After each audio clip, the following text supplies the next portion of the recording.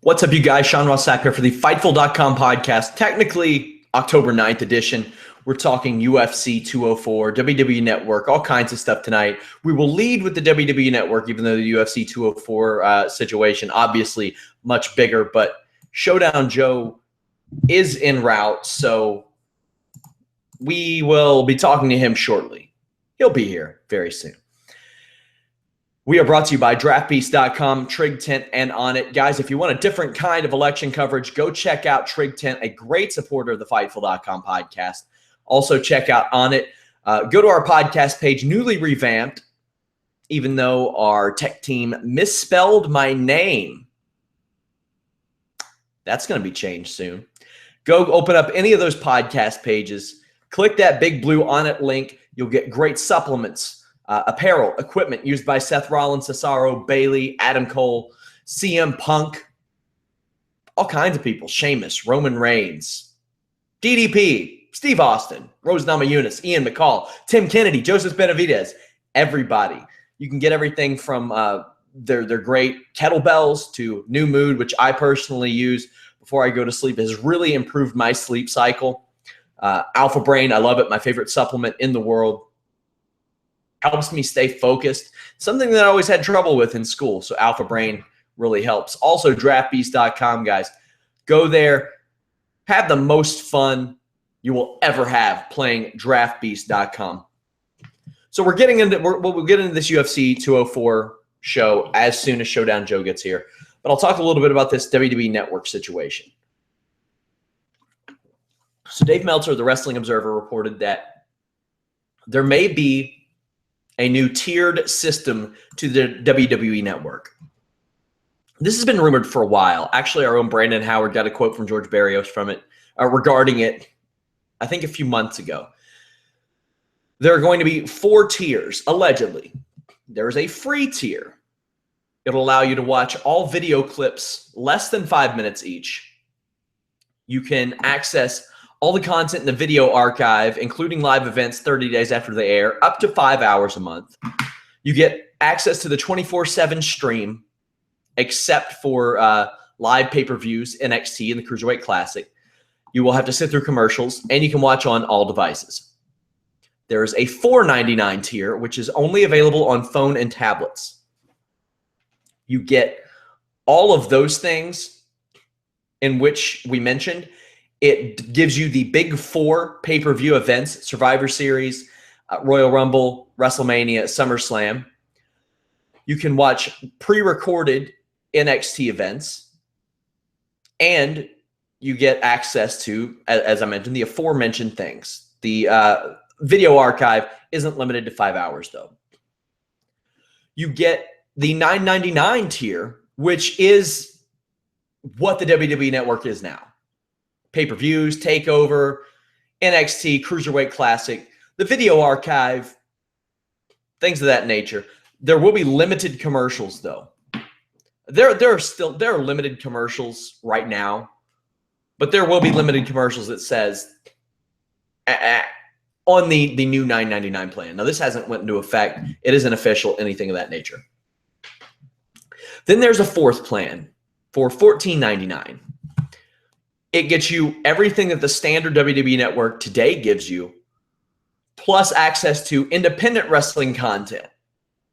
In TNA, Ring of Honor, Evolve, most likely. Lots of stuff. Lots of people will be trying to do this. Basically, it'll be a lot like UFC Fight Pass. UFC Fight Pass has Titan, it has Pancrase, it has Alaska Fighting Championships. It has a lot of stuff on it.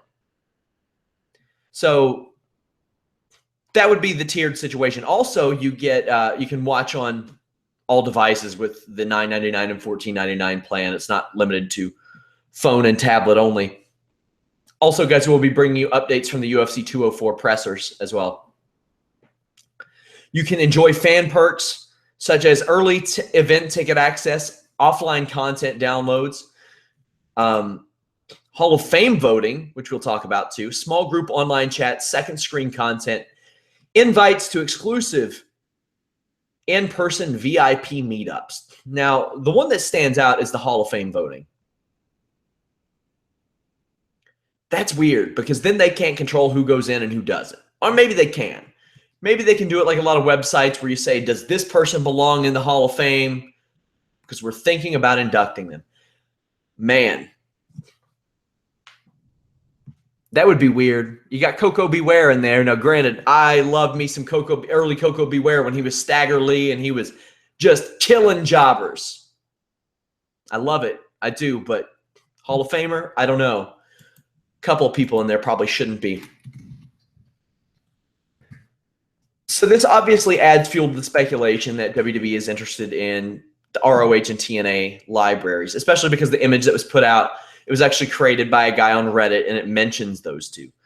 The WWE has still been in talks regarding the library, regardless of what any talent will want to tell you, regardless of what anybody in TNA will want to tell you. They are still talking. There are some rumors, some theories rather, that the WWE may have funded TNA through the rest of the year.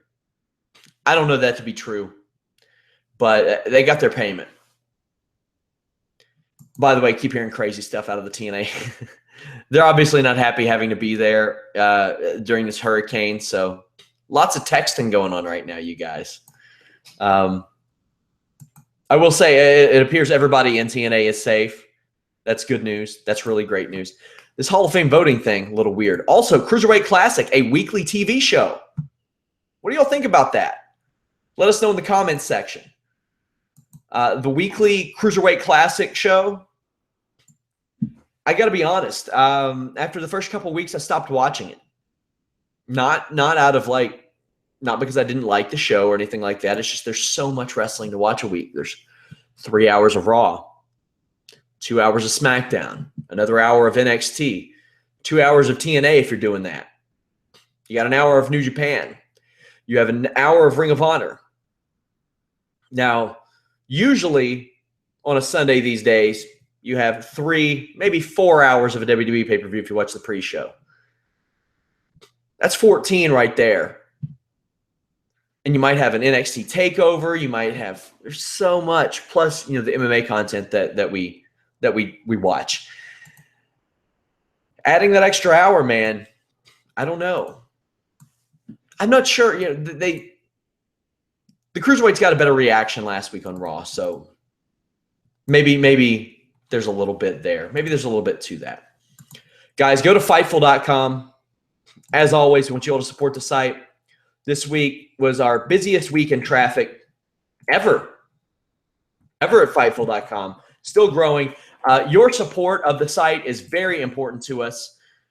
We depend on your support to be successful. You want us to bring more people like Vince Russo, Matt Riddle, Showdown Joe on. Support the show. Share it in Facebook groups, Reddit, Twitter, on Facebook, anything of that nature. We had some exclusive news this week about Bellator. Joe says he'll be here in 7 minutes, mind you. Bellator is looking to start a women's championship or women's featherweight championship early 2017. We spoke to Julia Budd, who fights later this month. Marloes Conan fights very soon. Looks like it may be those two. Now, I don't know. Maybe Alexis Dufresne is factored in somehow. Who knows? But right now, it looks like Julia Budd's a front runner for that title. It's coming early 2017. For those of you just tuning in, Showdown Joe will be here shortly. I'll start running through the undercard, though. Leonardo Santos defeated Adriano Martins, split decision. This was a fight that I said would likely launch one of them into a more competitive spot. Leonardo Santos won this fight, split decision, close fight. He is now unbeaten in his 6 UFC fights. He had a draw against Norman Park. Norman Park would have won it if he did not hold the shorts, but he did. He won the Ultimate Fighter Brazil 2 tournament. So you could say that he's won like 9 fights. But all of his fights that he won there were decisions. So, I mean, actually, maybe they weren't. No, he lost upon Santiago Ponzinibbio, if I do remember correctly. So he didn't win that fight. That was So I remember Ponzinibbio broke his hand in that. So there you go. Adriano Martins. This isn't the worst thing that could happen to Martins either. 34 years old, but dating back to Strikeforce, his Zuffa record is now, I think, 5-2, and this was a close one. His only other loss was to Donald Cerrone. Kind of forgivable. We'll let that one slide. It's Donald Cerrone. Early in his UFC career. He just doesn't stay very active. Well, it seems like he doesn't stay active. He fought twice in 2013, twice in 2014, twice in 2015, once in 2016. It had been a year since his last fight. It was a performance of the night. So he took a year off after fighting for 1 minute and 45 seconds. Not something you'd like to see him make a habit of, especially at his old age. So, yeah, Mike Perry and Danny Roberts. What a scrap this was. No corner audio for Mike Perry on UFC Fight Pass.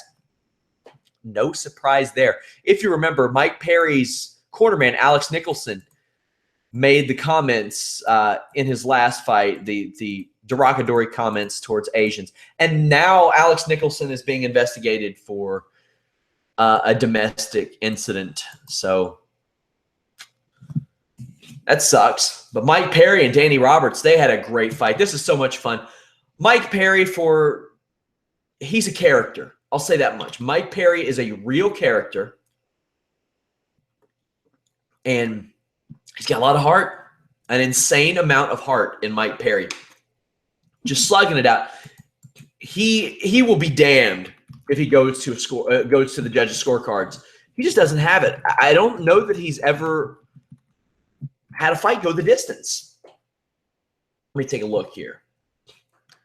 Mike Platinum Perry, they say. No, he's never had a fight go the distance in his 9 fights. Now, keep in mind, he just started fighting as a professional 2 years ago. 2 years ago. He's only 25. He looks much older.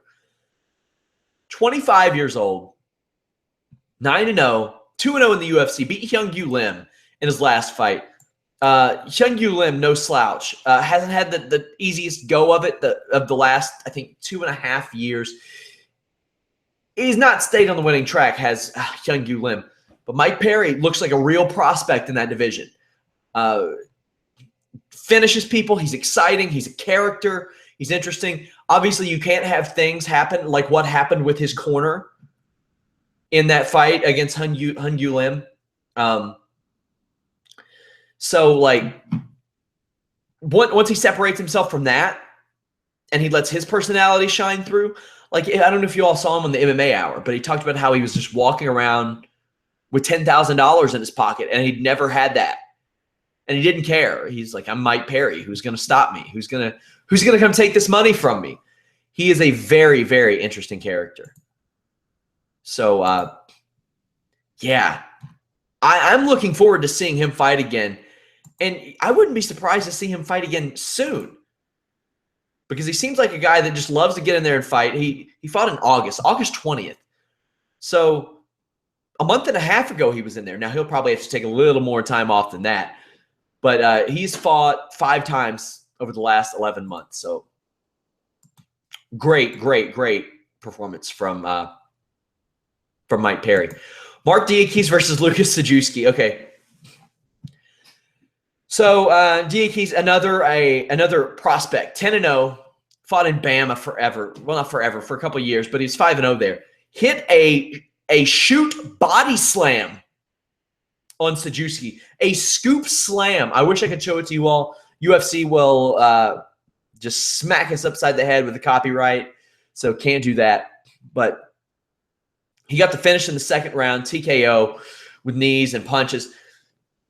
Sajewski was a prospect. Lucas was a real prospect about a year and a half ago.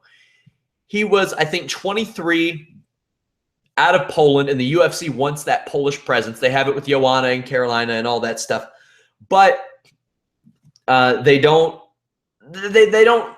have as much as they'd like. That, they want to run shows there, and they want to fill stadiums. They want to do big time stuff there, and I think that they thought he would be a part of that. I think that they expected him to be that hot prospect that can help carry the show on the male side. He is not that. He's lost 3 fights in the UFC. Nick Hine, Gilbert Burns, and now tonight. Now, he was on that show in Germany last year, so they did kind of use him for that, but I got a feeling he's going to be cut here. And, man, you know, facing a guy who's 9-0, 10-0 when you're going in and you're coming off of 2 straight losses is not the easiest thing to do anyway. Up and down, I got to say, this is one of the more exciting cards I've seen, especially in recent memory. And there have been some good ones. I feel that we are in a golden era of MMA. So, I think that we are in a special time in MMA, and this show, while not the most glamorous of shows on paper, really delivered. Albert Tumanov, Leon Edwards. Leon Edwards back on another hot streak, won 4 or 5 now. Defeated Albert Tumanov. Albert Tumanov is a real tough dude, and he's a guy who won 5 in a row until he ran into Gunnar Nelson, but he's had some trouble on the ground of late. Hasn't made it work on the ground. Leon Edwards took advantage of that. The round 3, 301, I think it was, with a rear naked choke. Leon Edwards is a guy that I would like to see. You know what? Leon Edwards and Mike Perry, that matchup makes sense now.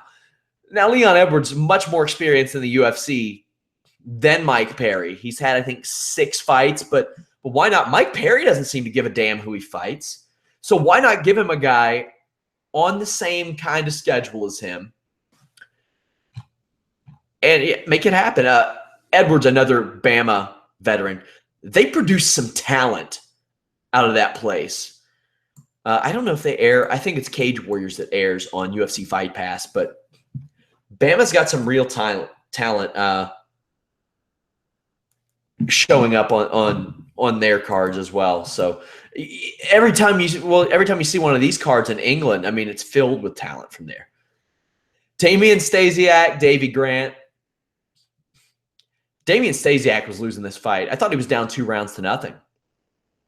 I thought that he was going to get beat soundly. It wasn't the most exciting fight. I'd say this is maybe the most boring fight. You know, that was on the show.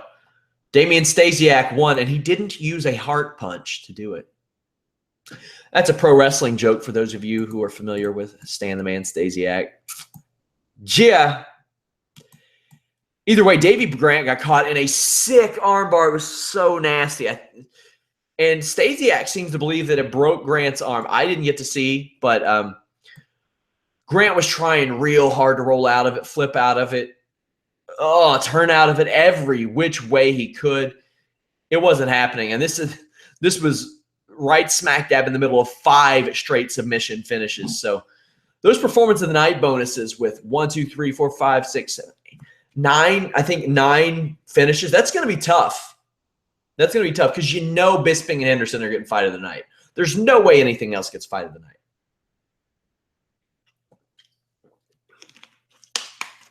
But that is a big win for Damian Stasiak as well. He's won 2 of 3 in the UFC. He's become a fixture on these European shows for the UFC. He fought in Poland. He fought in Croatia. He's fought in England now. Also another Bama veteran. Yeah, color me surprised, right?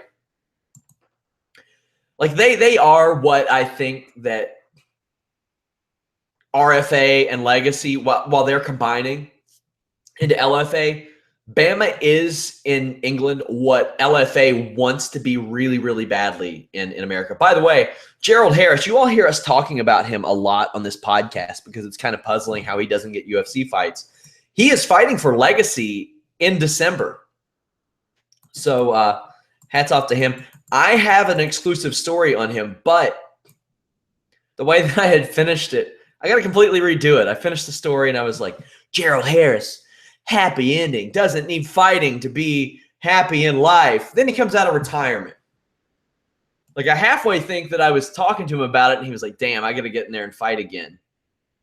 Because I don't know that he got a lot of interview requests while he was retired, but I thought he was one of the more fascinating stories in MMA because of his cut. And his relationship with Rampage and his slam and just a lot of unique things. Him getting screwed over by World Series of Fighting. That'll be out soon.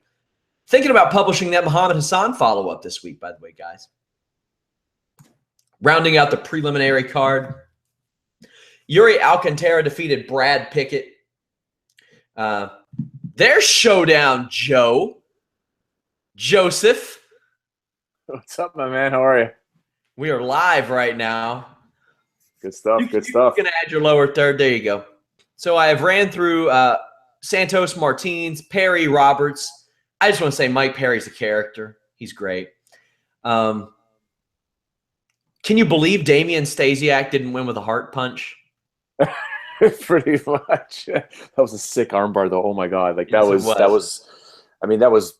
Come on. That was a punch to Davy Grant's heart. Yeah. Stan the Man Stasiak style. Yeah, big time. But that. I mean, I kind of understand what the referee was doing there, Sean, when he was going around to the other side. But you were already in a good position to see everything. You know, like come on. Yeah, oh man, there were some questionable stoppages on this show. Like none too early. None too early. Yeah. A couple maybe too late. So I'm at Pickett Alcantara. But what we're going to do is we're going to shoot ahead and we're going to talk about the main event. Because we have you here. Actually, we'll round out the prelims right here. Brad Pickett, Alcantara. Pickett's lost 3 of his last 4. But he was coming off of a win. Pickett seems like the kind of guy to me that they would keep around, even though he's on that slow streak. Joe. Yeah. Do they have any upcoming shows though in Europe that they would use him on? That's the real question right there, because he is an American top team guy. Like, don't get me wrong, and he could probably help them out in certain areas of the States. But I think he's probably a pretty good draw somewhere in Europe. It's a tough situation for him because I mean when he got rocked with that spinning elbow. Guys sometimes try and get out of fight. They're that rocked, or they can't shake the cobwebs, so they end up getting caught in something, whether it's a TKO or a submission. And I think that was the case of Brad Pickett. He was I don't think he was fully recovered. That thing didn't even go 2 minutes. So I mean, Alcantara lands that submission, a triangle choke, and good night, done. So Alcantara wins. This was really a battle of veterans. Yeah, Pickett has fought on 8 European shows. This really does nothing to change the division, but I just think it's funny. You have a guy who beat Demetrius Mighty Mouse Johnson, losing to a guy who beat Wilson Hayes. Right? Exactly. Yeah. By the way, in terms of that submission, when you saw that submission, the way the triangle was set up, I mean, it didn't look like that triangle was perfectly locked in there. I was kind of like, well, the leg isn't right across the neck, and I could see him squeezing his knees, which is what you want to do if the guy's not tapping out when you have the leg all the way over. But I was like, that didn't look that tight. I'm not in the triangle choke. I'm not saying Pickett tapped out for no reason, but it's like the technique wasn't really there. Was it really on that tight? I don't know. What do you think? I was surprised that it stopped the fight, but like I said, you never know, especially body types. You never know with a certain person's body type how the triangle will work, because there are some people with long, gangly legs that can pull it off and that can't. Then there are some people with thicker legs, and it really changes things. And I was surprised that stopped it. Yeah, and that's what I was saying to some of the guys that I was watching it with. They're like, oh, this is over. This is over. I'm like, it's not over yet. I mean, he's got a bit of work to do. And tap, tap, tap. And I was like an idiot. I was like, okay, a little wrong on that one. I don't know. Let's see the replay. And then they showed the replay. And I was showing the guys in the room, well, when you put a triangle, this is what you have to look for here. And okay, he's squeezing his knees. I can see that, but I don't know. Something's up there. I want to know how you scored this main event. 47-47 draw. Really? Yeah, 10-8 round for Dan Henderson in the first one, 10-9 Dan Henderson for round 2, and then I gave rounds 3, 4, and 5 to Bisping, strictly on volume. I had to just remove the damage, the damage on Bisping's face, because they don't score on damage, right? Which is what they do in Ryzen, by the way. In Ryzen, they do score on damage, because Bisping would have lost that fight in Japan, hands down, no ifs, ands, or buts. But based on the volume of punches and the strikes landed, the octagon control, ring control, whatever you want to call it, I think Bisping, eked out rounds 3, 4, and 5. And when you add that up, it's 47-47 on my scorecards. If you scored it for Henderson, totally on your side. One judge had it 49-46 for Bisping. I don't know about that one, buddy, but I had it 48-47 Bisping, but I wouldn't disagree with 49-46. And I'll tell you why. That second round, it's hard to score. It's real hard to score. And really, man, that fight, you could say Michael Bisping probably won 22 and a half out of 25 minutes of that fight. Outside of the 2 knockdowns and where Henderson took him down briefly, Bisping was very much in control of the duration of that fight. But those 2 knockdowns, boy, were they knockdowns. Yeah, so the second round, I see what you're saying. So we had this conversation. I was with some really some good friends and some acquaintances that are now really good friends because they're like freaking out. Hey, Sean, watching the UFC with Showdown Joe. How cool is this? And it's like they got their craziest education ever, and they were thanking me afterwards, and they're asking my thoughts on. What's that? Those marks. Marking out. That's it. So no, they were good guys. They were good guys. But I was explaining to them when you score a mixed martial arts belt, there's certain things that you have to look for. And the one guy was like, "Yeah, you're a certified judge. Let's get a pen and paper." I said, "You get a pen and paper if you want, but here's how you have to look at this." And a couple of guys, by the time we got to the end of that main event, they were a tad inebriated. Let's just say that they were just all over the fact that Bisping's face was completely bloody, and Henderson won that fight hands down, all 5 rounds. I'm like, guys, he didn't win all 5 rounds. And I began to explain in the second round, there's one thing that Big John McCarthy taught all of us in the course is sometimes you got to look at a round. Again, it's always subjective, but you got to look at a round and see who's doing what to finish the fight. And sometimes a guy has a lot of volume. He's winning the fight, Sean, like you said. He's just dominating. But then something happens in the round that could have ended the fight. And if something happens in a round that could have ended the fight, was it more than what the other guy did in order to win that round? So in my opinion, what Henderson did by knocking down Bisping in that manner, despite Bisping winning on numbers in that round, was closer to ending the fight. And that's when you kind of throw the scorecards out the window. We're basically taught that who did what to end the fight in that round. So if nothing crazy happened, like in rounds 3, 4, and 5, where, there was a takedown in one of the rounds and you could have, I would have given that to Henderson. Well, he didn't do anything with that takedown. Eventually, Bisping got back up. But in that second round, Hendo did knock him down, which you could have said this fight could be coming to an end. Again, that's why I gave it to Dan Henderson. But not like he did in the first round, where that thing was really close to being stopped or coming to an end, which automatically, in our books, makes it 10-8. So that's the way I look at it. Yeah, the numbers that you mentioned, according to UFC stats that were on the screen, Bisping quadrupled Henderson's strike output in round 2, which makes that one really hard to score. So I'm not going to beat up that ref or beat up that judge, that one judge who scored that round for Bisping. But, man, that was a close round. That's one of those rounds where it's just so hard. I had the first round as 10-9 Henderson. I didn't give him a 10-8, but I think that if that would have went on any longer, it very well could have been. Those last 3 rounds, I think Bisping cruised. I think that he did everything that he needed to do to win. The conditioning on that guy at 37 years old. And it's just so funny because he's the young guy in the cage. He's the youngster. People don't understand. Okay, now I'm sorry. Some people understand, some don't. But this is a guy, like you said, he's 37.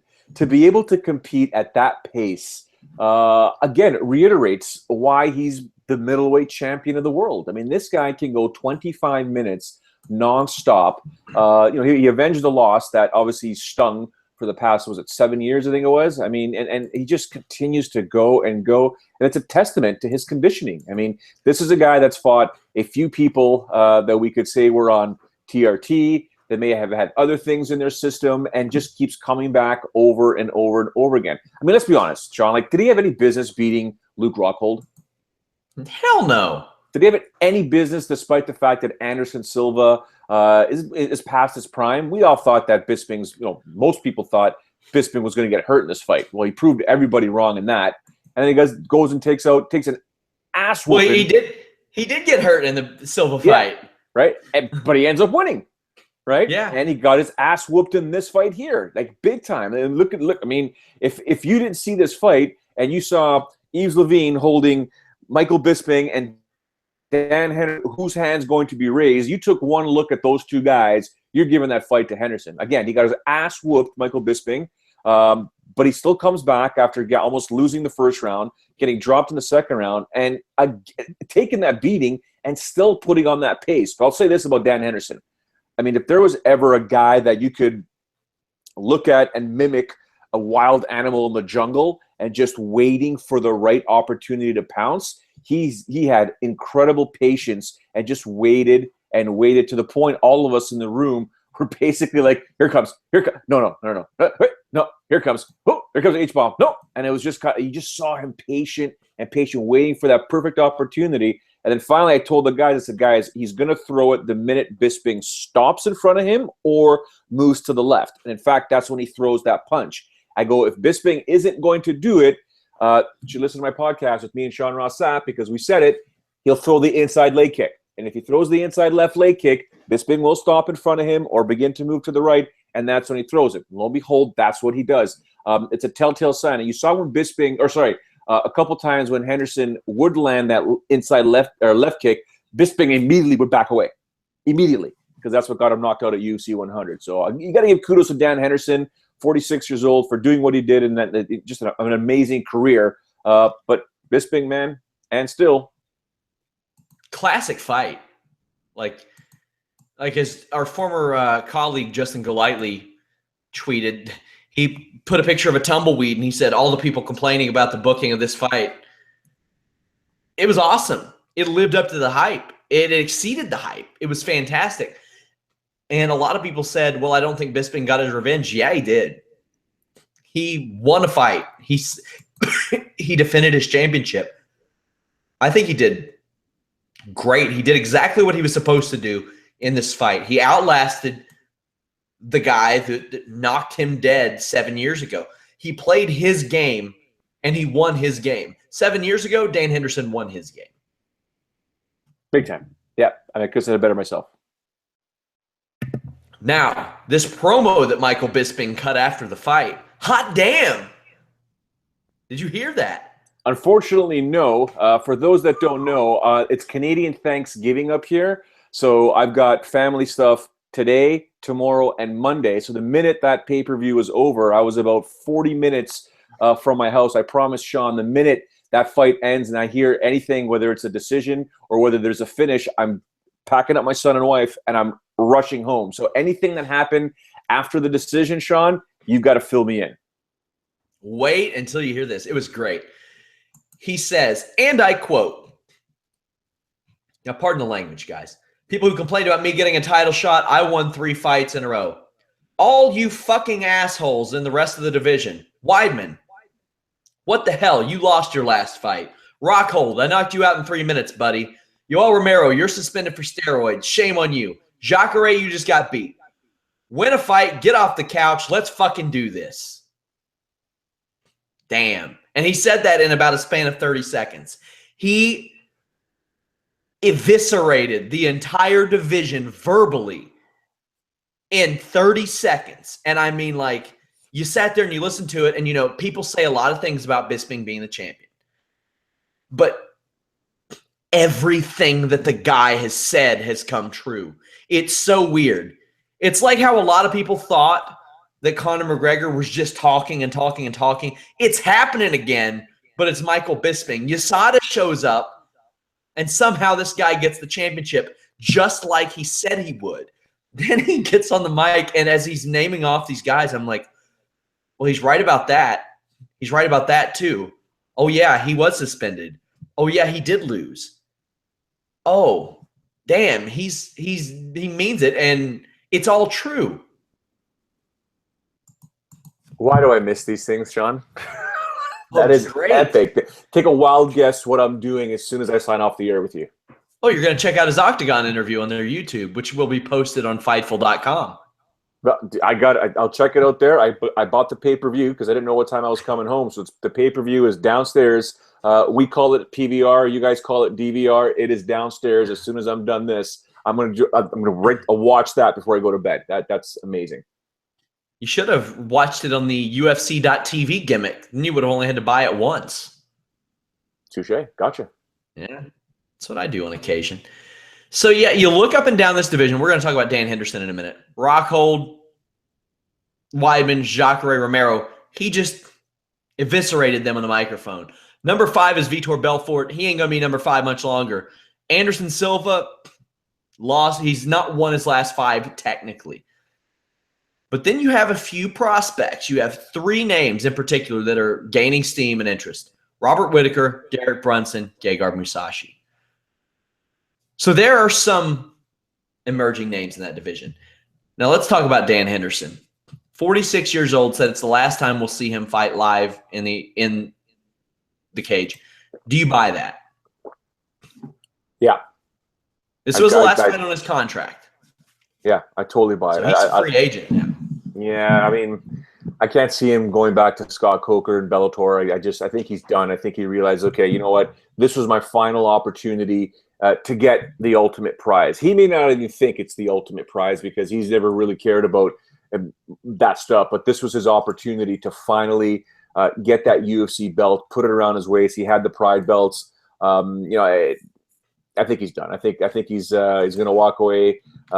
He's a legend, living legend, UFC Hall of Famer, one of the pioneers in the sport. I think UFC 17 against Carlos Newton is my earliest memory of Dan Henderson. I think he's done. For those of you who are wrestling fans, Kane, Bill Goldberg, the Dudley Boys, D-Generation X all debuted the same year that Dan Henderson debuted as an MMA fighter. 19 years, 1997. It is not said enough that he won a UFC tournament, that he fought at. We see a lot of people changing weights and things of that nature now. He's a guy, he beat Fedor. And now he's fighting people like, he fought like Jake Shields at middleweight and Michael Bisping at middleweight. And he spent a lot of time at light heavyweight. This guy just didn't care where he fought, Joe. Well, that's the thing, though. This is the conversation I had a long time ago with Frank Mir about what is the definition of pound-for-pound fighter. I mean, if you want to take consideration what a pound-for-pound fighter is, and Mir's theory was picture everybody in mixed martial arts if they all weighed the same. Let's say they were all welterweights or they were all middleweights. Then start judging who's the best pound-for-pound fighter. And then we brought up Dan Henderson, a guy that has fought at so many different weights. At the time was also Kenny Florian. He goes, these are legit guys that you consider in the pound-for-pound rankings because they fought at so many different poundages. And Dan Henderson, in my opinion, will go down as one of the best pound-for-pound mixed martial artists of all time. Great. I had I was fortunate to see him live. Unfortunately, the fight that I saw live was in Nashville for that Strikeforce show, which was among the worst shows ever. Terrible. Miserable. But hats off to Dan Henderson. For those of you calling it a robbery, don't let a good story compromise your integrity, guys. Michael Bisping won that fight. He won that fight. There are fighters out there calling it a robbery and saying it's suspect because it's in England. Get over yourselves, guys. Come on. Again, it just goes, and listen, Sean, I experienced it in the very room that I was watching, or the very home that I was watching the fight in. There's nothing I could say to these guys. Okay, beer aside, what they were drinking, but there's nothing that I could say to these guys that would get them to understand that they don't judge damage. Okay, doesn't matter what he looks like. It's round by round by round under a specific scoring criteria. If you want to judge a fight by old Pride rules or by the new Ryzen rules or by looking at what someone looks like after a fight, I get it. But that's not how they score mixed martial arts. It's not a playground. Fights. It's not. If you can get it into your head that there is specific scoring criteria, you'll understand why Michael Bisping won this fight. Exactly. Did you get the text I sent you the other day, Joe? It was actually turned into an email, which I laughed at you, but I didn't want to say anything. But I know where you're going with this, so I'll allow you to expand. Like I said, you can't write this shit, Joe.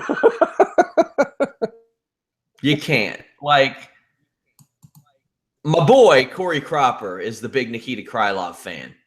And I mentioned he got booked the other day, and it's against a top 15 opponent finally. Like the UFC, I think they watch the show and they're determined to make me cheer for the guy. The guy that Krylov is fighting beat one of my coaches, my MMA coaches, basically as a fight to get into the UFC. So I got to root for Krylov. Against my boy Misha? Against your boy Misha. He beat Sean Asher to get into the UFC, and Misha and I go way back, as well as his wife. I've known them for quite some time. Misha worked security at some of the higher-end establishments here. Some really good restaurants/clubs down here. Very high-end. I mean, Hollywood stars would go in there, and you could just see him at the door there. And I would literally walk there, and he'd be like, "Joe, get it this way. Joe, that way." And then he started taking his mixed martial arts career seriously, and he's done fantastic. I apologize that he beat your coach. But now he's got his hands full, man. He's fighting Krylov, so obviously my heart will be with Misha. But the enjoyment factor of watching Krylov fight will be obviously at an all-time high. So I'm looking forward to these two guys getting in there and dancing in front of us. Not gonna lie, I mean, my coach is great, taught me a lot of great stuff, but kind of knew the score. 36 years old, going up to Canada to fight the prospect. I kind of knew the score there going in, but he was told either way that if he beat this guy, he's probably getting in the UFC. But either way, that's a good fight too. Can't wait for that fight. To be completely honest, I am now excited to watch Nikita Krylov fight. So, and that's not a joke. I am no longer excited to watch Vitor Belfort fight anymore, Joe. I'll say this for him: his hand speed is still there. Any comments on his belly?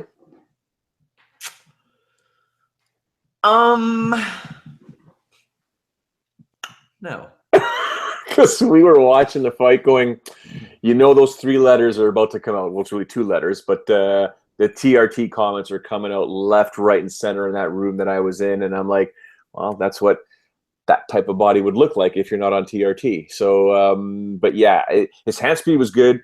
Listen, man, there was one time when Gegard was basically stalking him and not pushing him, but had him against the cage, threw a beautiful right, and Vitor was able to still slip and still get away from the punch and land it back. So he was looking really good. And then, that thing ended pretty quick. Well, not pretty quick, but it ended in a real ugly fashion. I mean, when Mousasi smelt blood, it was done. It was over. He landed. I think was it a high kick that started it all off, and then it just went from 0 to 100 real quick. Now that he's not using TRT for his body, he can use those 3 letters to spell out retirement, because he is cooked in the UFC. I don't think he'll retire. He could go over to Japan and make quite a bit of money. He could go over to Bellator and make quite a bit of money, and probably smoke a lot of guys in that division, to be honest with you. That division, when you got Melvin Manhoof against Rafael Carvalho again as your main event, by the way, whose idea was it to give us that stinker again? I think Vitor could go over there and do well. And there were rumors today that he was going to retire, but then when I asked around, I heard he would probably just use it as leverage for a contract. Either way, Gegard Mousasi looked awesome.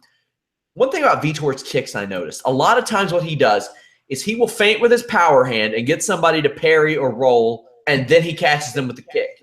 He was telegraphing his kicks big time in this fight. Big time. And he hasn't beaten anybody but Dan Henderson since TRT was banned. He hasn't won outside of Brazil in 5 years. I don't think those 2 things are a coincidence. I think it feels much more at home fighting in Brazil against people who probably need TRT. You know what? I don't mean to sidetrack. I just want to move back for 1 second with something that you said about Vitor potentially going over to Japan, and it just kind of hit me. With Ryzen, the money behind Ryzen, remember Pride was like leaps and bounds ahead of the UFC at one time with the money and the pay that they were giving fighters. I wonder what the evolution of Ryzen would mean for an organization like Bellator, and what it could mean one day eventually for the UFC. And I understand that the UFC is the big show right now, but it was once Pride. It just they ran into those various problems that they had back then. But now that Ryzen is beginning to rise up, no pun intended, but there's money there, and I wonder if that's going to be an option for a lot of fighters at the end of their contracts with the UFC, as opposed to saying, do I negotiate with the UFC, or I can negotiate with the UFC, Bellator, and Ryzen and see who pays the most, because now a third sort of major competitor is coming in there. I wonder what it all means for guys like Vitor Belfort and guys that are thinking, okay, I'm coming up, and what am I doing? Where should I go? And stuff like that. I wonder what this is all going to mean in the very near future. There's a guy by the name of Chael Sonnen that could use an opponent like Vitor Belfort over there. That weight division, the 205-ish stuff, lots of interesting prospects over there for a guy like Vitor. I don't know what his contractual status is, though. You know, good point, Sean. That's a very good point, because it was Vitor Belfort was the reason that Chael Sonnen hasn't competed in so long. Do the math. Is that true? Yeah, because he was the one that was replacing Vanderlei. Oh, yeah. And then Chael got caught shortly thereafter. Start doing the math for 1 second. You're Chael Sonnen, and you're fighting a guy with TRT. Who failed his test, by the way. Yeah. And then Chael obviously admitted to his little concoction he put in his system. Yep. Yeah. Gegard Mousasi looked awesome. That guy just looked 5 out of 6. He can compete at middleweight or light heavyweight. Hell, he'll compete at heavyweight if you really want it bad enough. Didn't he? He beat Mark Hunt one time, didn't he? Yeah. Mousasi, though, and no pun intended, he loses to Uriah Hall, and those are two fighters that we've talked about. Which one shows up? We don't know. Yeah. You know, every time we don't know which one's going to show up, and tonight, man, did he ever show up? Oof. His career losses. King Mo, I unfortunately saw that too. Lyoto Machida, Jacare, Uriah Hall, and that he was controlling that fight. Akihiro Gono. So he's beating Mark Hunt, and he loses to guys that are like 34-20 career and competed as lightweights. So yeah. Also, that Patris dude, I can't pronounce his name, from like forever ago when Gegard was like 12 years old or however old he was. Either way, I think he's stamped his place. He might be, after this, I think he should replace Vitor as a top 5 middleweight. But Whitaker and Brunson, I am very, very interested to see how things end up with them. Well, let me ask you a question about Gegard. Okay, your personal assessment. When I say to you, grade Mousasi's ground game, what grade would you give him? The reason why I asked you this question, okay, no, shoot me your answer. A big question mark, because you never know what it'll be from any particular fight to the next. I mean, now getting submitted by Jacare, nobody's going to hold that against you. But it's a lot like a guy that we're going to talk about later, Stefan Struve. You don't know what it'll look like on any given night. So the reason why I asked that question is because I've had numerous, I'll just say 2 former UFC champions and 2 guys that are ranked right now in 2 different divisions that have basically told me, Gegard's game, ground game. Ooh, if he's ever fighting a good guy that knows jiu-jitsu, pay close attention. And I said, okay. He's got weird posture. I've noticed. But my argument with them was like, okay, you rolled with them. You guys are elite. You rolled with him, and from what I see when it comes to MMA, looks pretty damn good to me. I think, I'd like to see. I think he can compete with anybody on the ground, and they're just like, no. And I was like, all right, he's fighting Vitor Belfort. I don't think Vitor Belfort should stand and trade with him. Vitor's smart. Get this thing down on the ground. Submit him. It pays 2,001. Right? Okay, do it. Or 20 to 1. Pays 20 to 1. Okay, that's something. That's a little fun bet if you ask me. Well, that didn't happen. Yeah, Mousasi mollywopped him. Crooklyn stomped his ass. Wasn't even close. Jimmy Manuwa got the biggest win of his career against Ovince St. Preux, and he took OSP's soul. Man, what the hell was that? What was that? That was a combination of the Crow Cop and the Rashad KOs, where your eyes roll back and you fall, but you get your leg folded up from underneath you. OSP looked okay in the first round, fighting the typical kind of OSP fight. Jimmy Manuwa, even, he's 36, still got that power. This is his biggest win ever. Huge. Absolutely huge. I mean, this was a fight, Sean, where the room was just kind of like, the dog that does this? It was like, what's happening on our screen here? We're all kind of like, the room's going quiet and we're paying attention and we're like, what is happening here? This is cool. Jimmy, wow. And all of a sudden we're just like, whoa, what just happened here? I mean, it was just like, I thought for sure OSP is going to get a takedown and control him and sort of beat him down until they get him in the third round and probably get some sort of submission. Jimmy Manuwa wasn't having any of that. Yeah, I like OSP. I think he's a good hand for that division, but he's lost 3 of 4. That one win he had is against Fei Zhao, and Fei Zhao just lost all ability to fight other human beings. His most recent victory beyond that is Patrick Cummins, who he can't. You punch him. That's the blueprint to beat Patrick Cummins. You punch him in the face and fight him. It is. Did you ever see the guy? I did a lot of research whenever he was fighting Daniel Cormier, because I was like, I got to learn about this guy and I got to learn quick.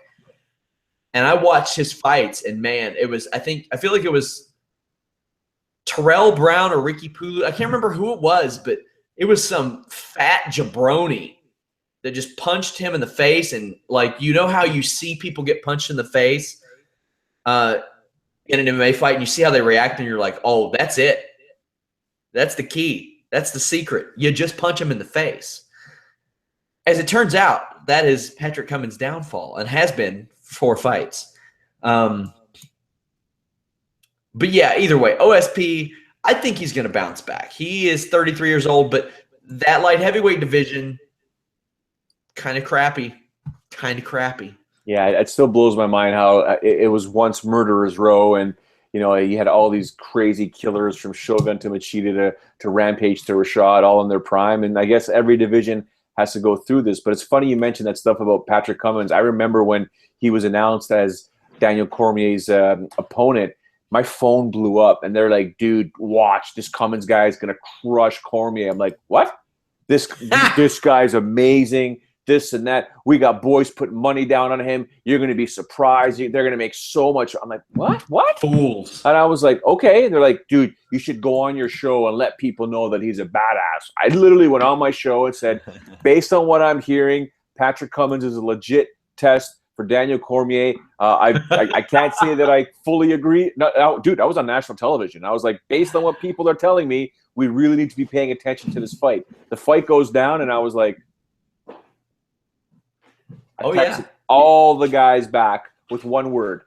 Really? You know what happened, right?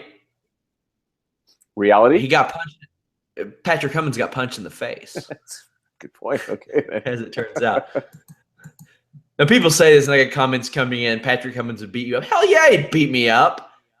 I'm not a fighter. Get over yourselves. Jimmy Manuwa, big win. He needed that win, too, because if you can't beat OSP, that's going to put – which, I mean, really – and this does crazy things in that division. Oh, that division. You want to hear the rankings from 9 through 15? Shoot. Antonio Rogero Nogueira, Nikita Krylov, who should probably be above Nogueira, not even kidding. Corey Anderson, Elir Latifi, Patrick Cummins, Misha, and Jean Vellante. Whew. I think Tom Lawler should probably be in there, but Patrick Cummins at this point. Cummins has lost 3 of the last 4. Why this top 15 though? Why not just make it a top 10? I don't get it. They did, but they wanted more people to rank. They wanted more numbers to put next to people's names. That's why. Stefan Struve is in the top 15, and this is one of his best performances in recent memory, I thought. Yeah, his ground game looked really good. You know what? The thing is, though, we were like talking about there was one guy with us tonight. His name is James. He's a former hockey player. Beast of a man. Beast. This dude is just a beast. And I just looked at him and they're like, "You've interviewed Stefan Struve, didn't you, Joe?" I said, "Yeah, numerous occasions. You know, I spent some time with him. He's a really cool guy." How big is he? I'm like, well, you know, he's 6'11" and a half. He's 7 foot tall. And just look at him. And we looked over at James, and I'm like, dude, he would tower over you. He's an. I mean, when I was interviewing him, I had my mic up there. We had to change the interview stance. We both had to sit down, so it kind of looked like I wasn't such a short dude. But he's a monster. Now, when he gets on top of you, though, Sean, can you imagine? You could have been as mini-me. Pretty much, right?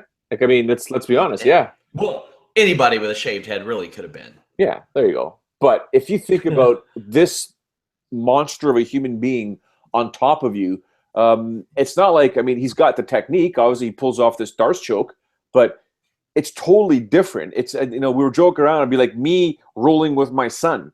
Like, no matter what my son's going to do, I'm just going to use whatever, like my natural power to take him off me. Right. And that's sometimes what I feel like when he gets on top of people. His top control has been an issue in the past, though. Like I mentioned with Mark Hunt, it did not look like a problem here. His counter wrestling was really good too. Emelianchuk was trying to take him down, and he landed that trip.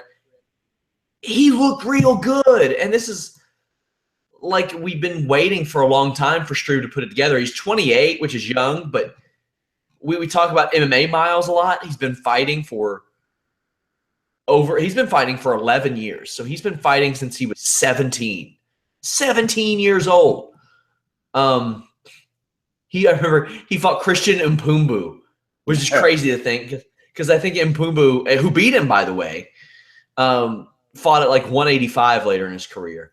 But he's a guy who always has trouble staying. Well, he's consistent for short. It's weird to say consistent for short bursts, but he'll go on like 3-4 fight winning streaks, you know, things like that. He's been on, let's see, a 3-fight winning streak, a 2-fight winning streak, a 4-fight winning streak. Now he's back on a 2-fight winning streak. But then he runs into somebody. There's just the Junior Dos Santos, the Roy Nelson. First, you know, a lot of times it's the heavy hitters.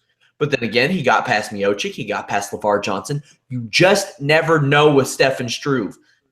I think it's time we put him in the Uriah Hall category and the Gegard Mousasi category. You never know which one you're going to get. And that's even adding fuel to that is the division he fights in. We need a name for this type of category. That's what we need to do. I'm trying to think of who else. Oh, never mind. I brought up the comment. I put fabled MMA fighters or legends of MMA. You know how we have Jim Mike Pyle and Kimbo with 6 months of sprawl training. Yeah. Dan Quinn with no kicks, no takedowns. You know who Dan Quinn is? Yeah. Stevia guy? Yeah. Man, what a legend. What a legend. That guy. He was a character. I want to see a video game of all these fabled characters. TRT Vitor. Yeah. You look back at all the guys he beat when he was on TRT. Jesus. Motivated BJ Penn. He was on there. He was on my list. But a big win for Stefan Struve. Also, we got Bektic back. He looks like a world beater. Now, granted, it was Russell Doan. Russell Doan lost 4 in a row. I don't know. He might not get fired. Because he took a last-minute replacement fight. They may hang on to him, have him job to somebody else. But Bektic, who am I pronouncing his name right? Yeah, it's Bektic, but I couldn't watch this fight in seriousness. I couldn't, because all I heard was your damn voice in my head about Russell Doan and Russell Doan. He shouldn't be here and blah blah blah. And I was like, oh my god. No, you're right. No, He you're got right. ragdolled. I know, Sean. But the problem is I'm trying to watch these fights as an analyst, and I just kept hearing your voice in my head. I'm like, oh my god, just finish him off, because I got to get Sean's voice out of my head. I just need to see Struve next, and everything that you said was going to happen in this fight happened, and I'm like, okay, I'll talk to Sean later. But I kept everything that you said as we led up to this fight basically came true, and your voice. Anytime I hear Russell Doan now, I'm going to think of you.